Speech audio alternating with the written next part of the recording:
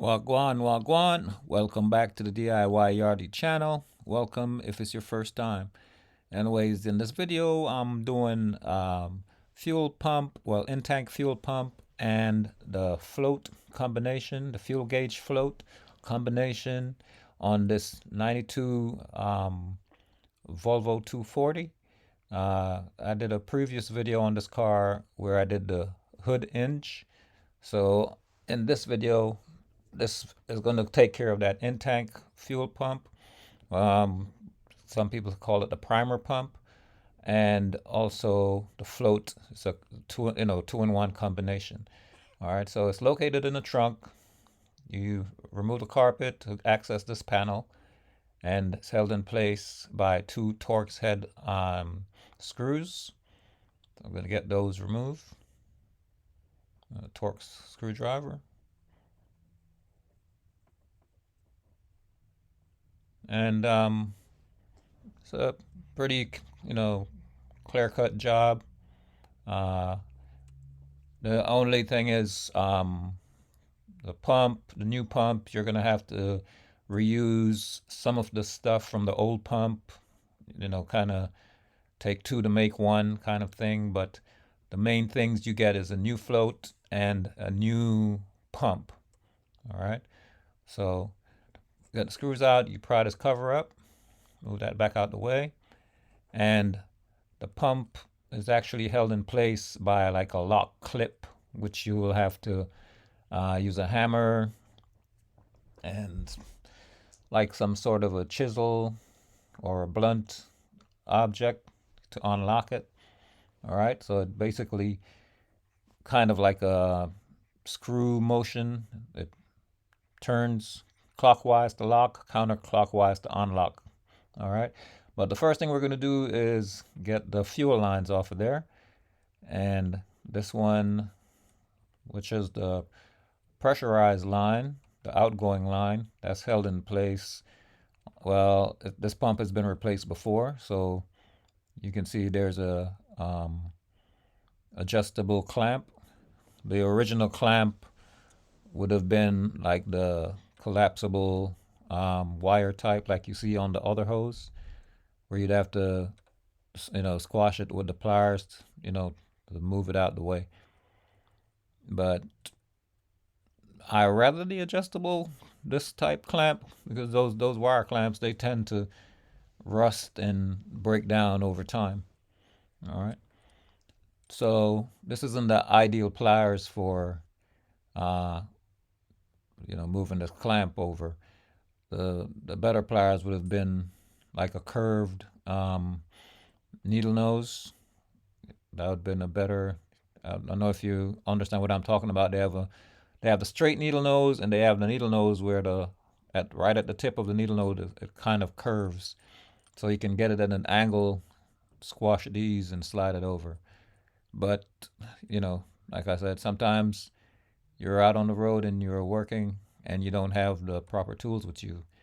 You have to make do with what you have, all right?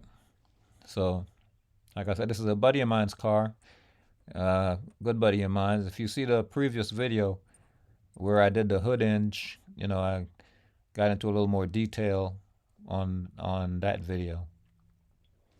So it's a video just before this one, all right? So this is a 92 240 DL, and it's a pretty good, well-kept car.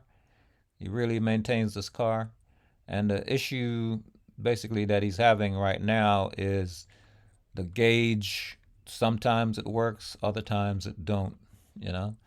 It's kind of periodic. So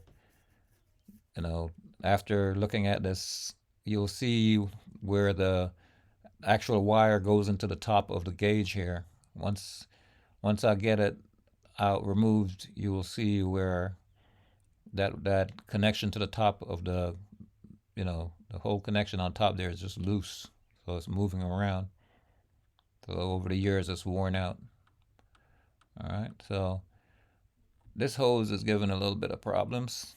Come off of there. Sometimes that's the way it is. You just gotta take your time and work with it. Rock it and push. once it moves that first time, you're good to go. You just keep pushing until it slides off of there. And a bigger screwdriver than I'm using would be ideal. You know, the wider the screwdriver, the more area it covers. You know. All right, there we go. Okay. So what I have to do here is get this cleaned up inside of here, so to prevent this dirt from going down in the tank. What you can do is you can, like I'm doing, scrape some of that stuff to get it loose and blow it if you have a blower, or if you have a vacuum that can get down in there. You know, whichever you have that works the best for you. And this is what I'm saying. If you notice that connection there is just wobbling around, that should actually be a pretty firm connection where it should be locked in place. It shouldn't be wiggly like it is right there. So I'm thinking there's some connection problems here. All right. So what I actually did here is, if you can see, I sprayed some rust penetrant down in there, rust penetrating fluid, and then I'm going to use my hammer, and I use this wrench to break it loose, to break the lock loose. All right. So basically right now what I'm going to do is go counterclockwise. I'm not going to be able to show you that part on the got that recorded, but this is after I've gotten it loose. Okay, so this took a little while to knock it counterclockwise and work my way around it to get it loose. Then you just pull up on that once you get it loose.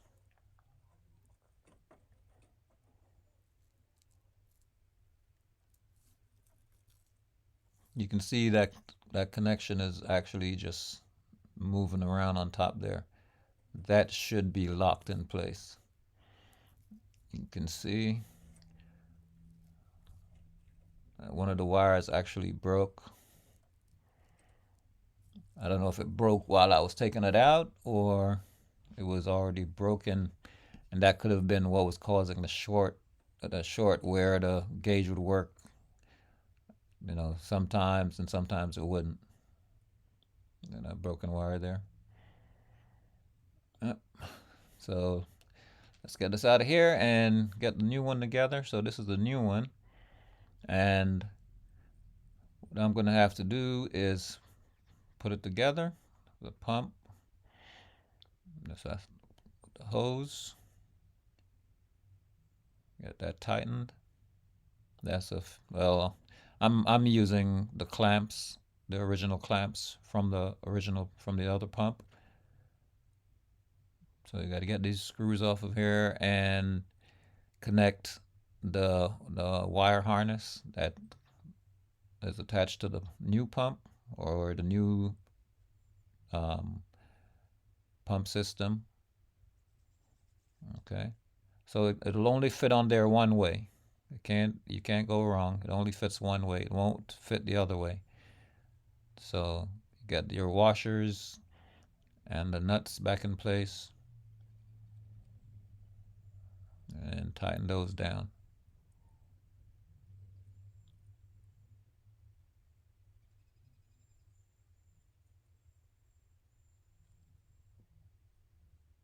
And I'm doing this simplest way possible.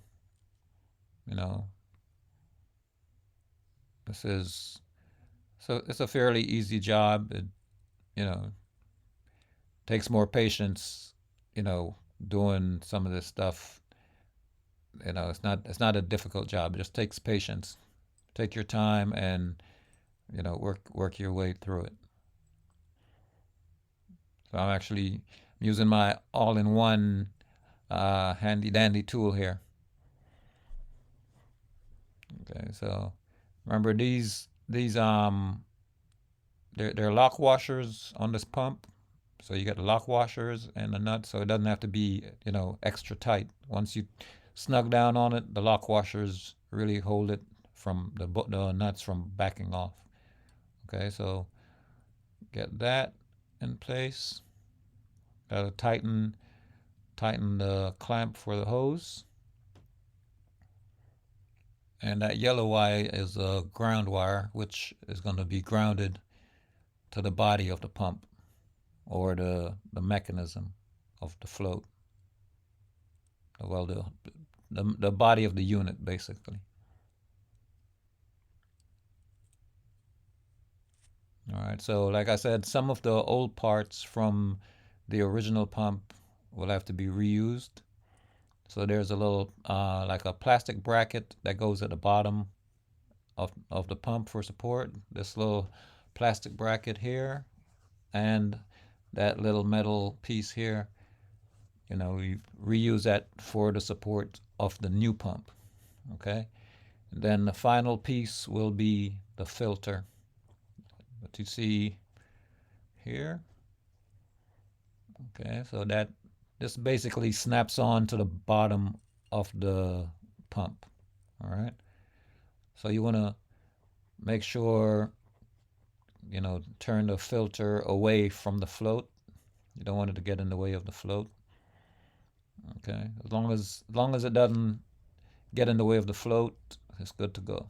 All right, so you want to push down on that and make sure it's seated properly all the way down until it seats to the bottom of the pump,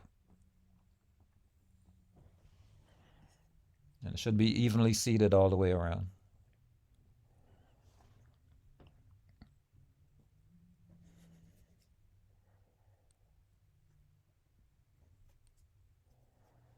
So make sure it's on there so it don't fall off, because that's what protects your pump.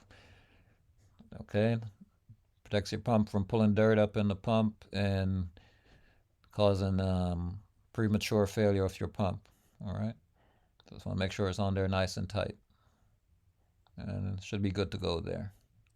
All right, so now we're going to go ahead and get it back in the car.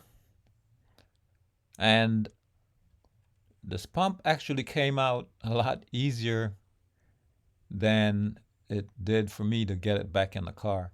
So I'm not going to be able to show you the exact thing that I did to get it back in the car. I had to sit the camera down and work with it a little bit. But basically what I had to do was get the float in the tank, started first in the tank, and then once I got the float started, or the little ball on the float in the tank, then I went ahead and got the motor or the pump part of it and down in the tank, and then got the lock back in place. All right. So this is the power connection here.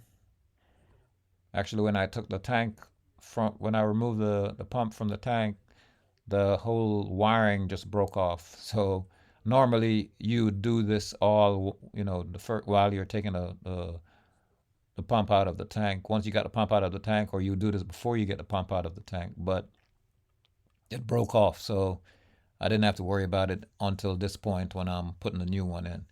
Okay, so this is the ground wire, and that's also Torx head screw. Okay, so we'll get this old wire removed and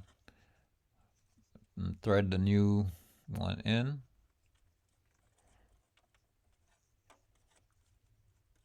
And that little rubber grommet, that little black rubber grommet, just make sure it's seated properly back in that hole.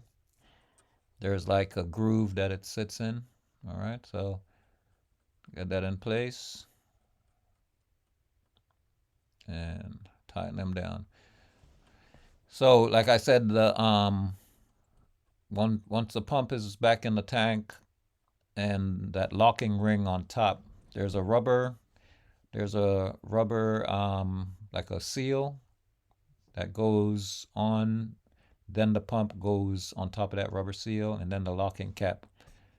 Okay, so like I said, I wasn't able to film while I was putting the locking ring back in place, but same way you remove it, it's the same way you put it back together. Okay, so everything is back in place and got them covered back up, and that's how you do this job. All right. So DIY Yachty. Hope this video helped you. Enough blessings.